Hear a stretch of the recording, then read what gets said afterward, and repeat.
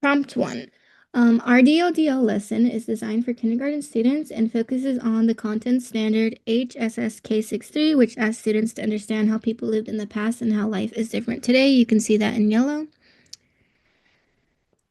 The lesson context includes a class of 24 students with a high percentage of Hispanic and Latino students, English learners, and students from socioeconomically disadvantaged backgrounds.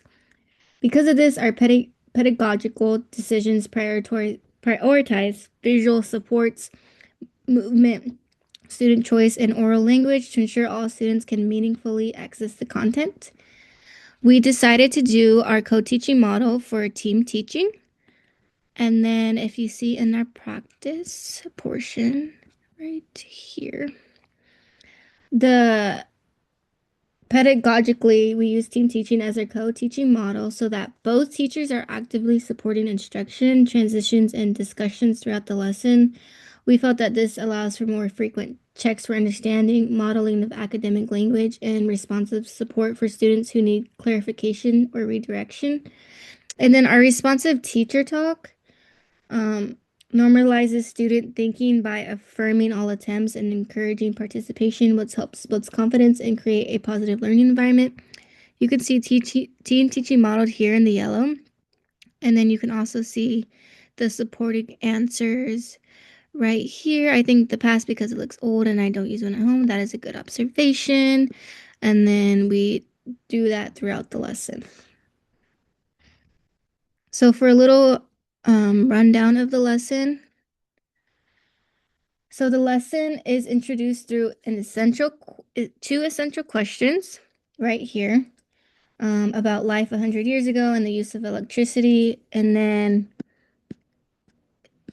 we do a little discussion, and then it's followed by a Notebook LM video to make the abstract concept of a long ago more concrete for kindergarteners. And after the video, students engage in a past versus present teacher activity using visuals and partner talk, which supports comprehension through physical engagement and discussion. And then we move on to the body portion. It's way at the bottom. Uh, Students, we allow for a choice-based summative activity where students demonstrate understanding through a outlining activity, Venn diagram, and note-taking using replica items. You can see that in the yellow. And this reflects intentional use of universal design for learning, cultural sustaining pedagogy, and social justice education principles by just like honoring different learning styles, language abilities, and developmental needs. So going on to prompt 2, um, one tenet that I chose to discuss is universal design for learning, and you can see that here. Um, it's embedded through choice, flexibility, and varied ways of learning. So students are given 3 options to demonstrate understanding: an outlining activity, a Venn diagram, or a note-taking activity right here. Using visuals and props. So this allows students to express learning through either drawing, sorting and gluing, where they do here in the outlining, speaking. If they want, they can uh, right here, they can write or speak or draw. And um, yeah, so they have the option to choose instead of like one mode of like expressing their learning.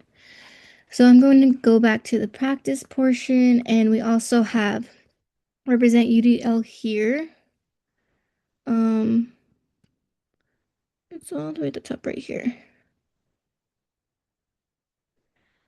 So they're supported through movement, visuals, partner talk, and interactive procedures, which help sustain attention and motivation across the diverse learners. So you can see here they move to the past or the present box, and then they'll do a fun movement, and then also there's these sentence stems as well. So for our second tenet, it's culturally sustaining pedagogy is reflected in how the lesson connects academic content to students' lives and experiences. I highlighted this because it's A question, do we get water from sinks in the past or the present? And then students think about their own personal experiences. So some students may answer because I use a sink at home, or we have one right here in the classroom. So using relating the past and present to examples in their own lives, such as this one example that I showed, it validates students' everyday knowledge and positions their experiences.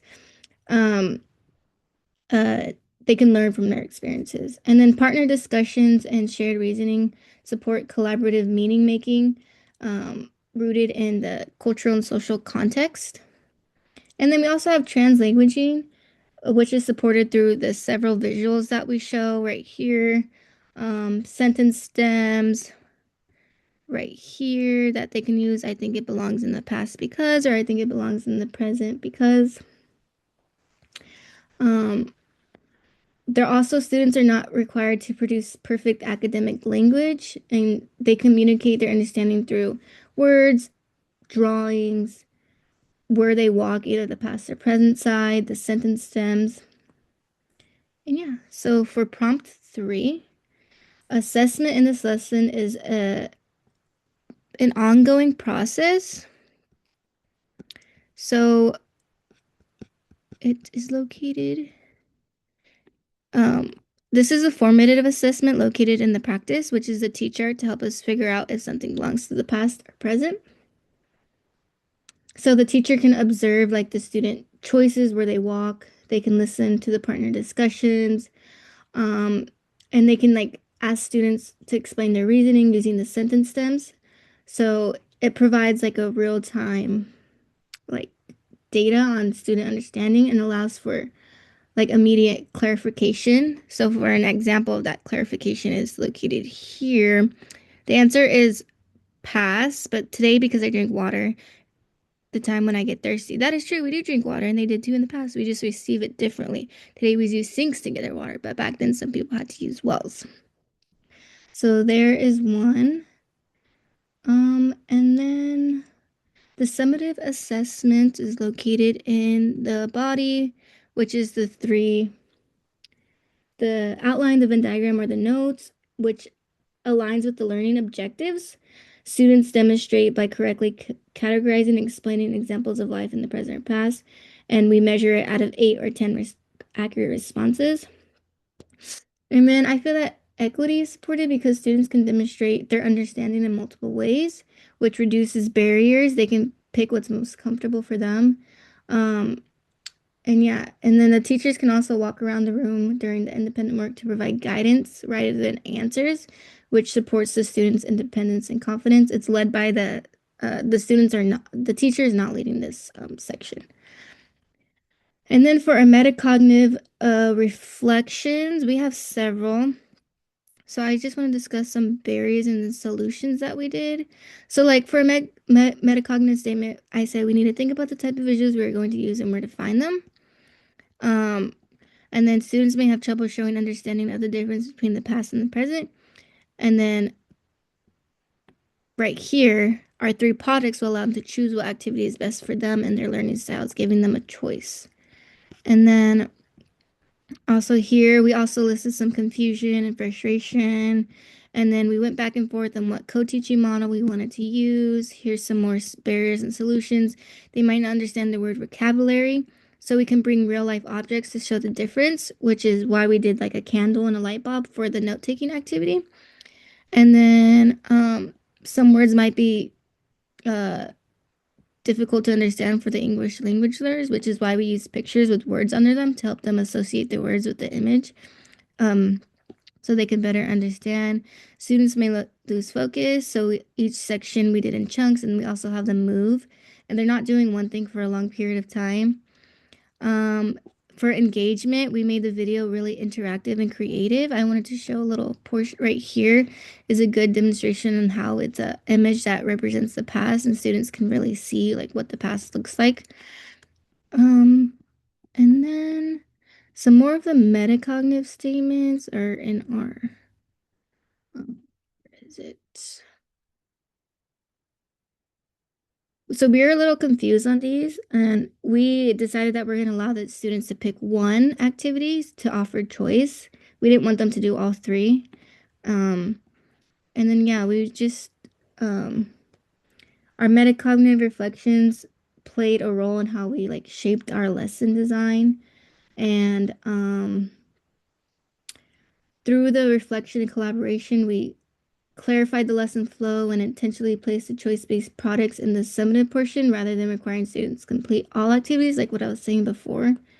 And then, yeah, so our reflections just really emphasized making an abstract concept concrete, which led to like our notebook LM video and increased visuals and movement, and overall helped us like design a lesson that's more intentional and inclusive for our kindergarten students.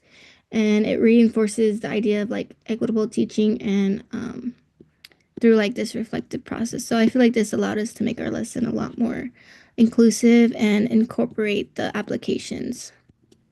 Um, so yeah, that's our lesson.